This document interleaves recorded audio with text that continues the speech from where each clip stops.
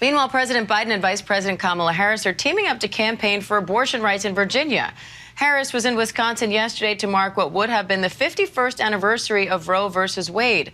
The Supreme Court overturned the landmark decision nearly 2 years ago. ABC News political contributor Asma Khalid joins me now for more.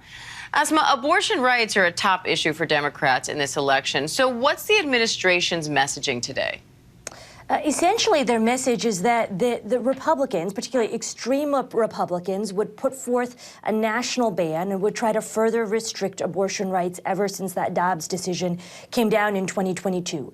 They have fundamentally been trying to argue that this is not just about abortion and reproductive rights, but that this is a fight for freedom. And that message is central to how Joe Biden and Kamala Harris intend to campaign ahead of 2024. Now, since the Supreme Court's decision, at least 16 states have ceased nearly all abortion services. And just yesterday, the White House announced some new steps to expand access to contraception, abortion medication, and emergency abortion care. So what are you learning about that initiative? You know, Diane, really, these are sort of efforts on the margins. I think there's a recognition, even from the realists within the Democratic Party, that there is fundamentally limited actions that the executive branch can unilaterally take in this moment. And it's why you heard President Biden yesterday call again on lawmakers to work to try to codify Roe versus Wade and put those abortion protections into law. Of course, that is extremely unlikely to happen, given the current makeup of Congress. But what this White House says is that if there is Biden in the White House, he will ensure that at a minimum, no national ban is put forth that some Republican lawmakers have suggested they want.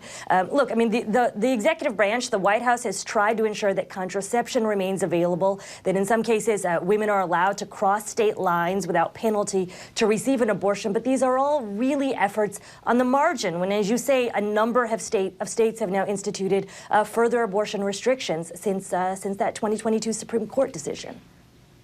How critical is this issue, and what do you make of Biden and Harris holding this event on the day of the New Hampshire primary? I think that is extremely poignant, not an accident by any measure. I mean, Democrats that I speak with are very clear-eyed about the policy issue that has brought Democratic voters out to the polls consistently since that 2022 decision has been abortion. If you look at every state where the issue of reproductive rights has been put directly to voters since the Dobbs decision, when that has gone directly to voters, voters have overwhelmingly chosen to expand or protect abortion rights. That doesn't mean that Democrats would necessarily win all those states and all those races, but this White House and Democratic operatives seem to believe that abortion is perhaps their most compelling issue to galvanize voters ahead of 2024. And you've even heard some Democratic allies suggest that they want to see the president directly himself speak more bluntly about abortion, and that's why we're going to see him today.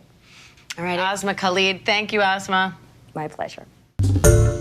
Hi, everyone. George Stephanopoulos here. Thanks for checking out the ABC News YouTube channel. If you'd like to get more videos, show highlights, and watch live event coverage, click on the right over here to subscribe to our channel. And don't forget to download the ABC News app for breaking news alerts. Thanks for watching.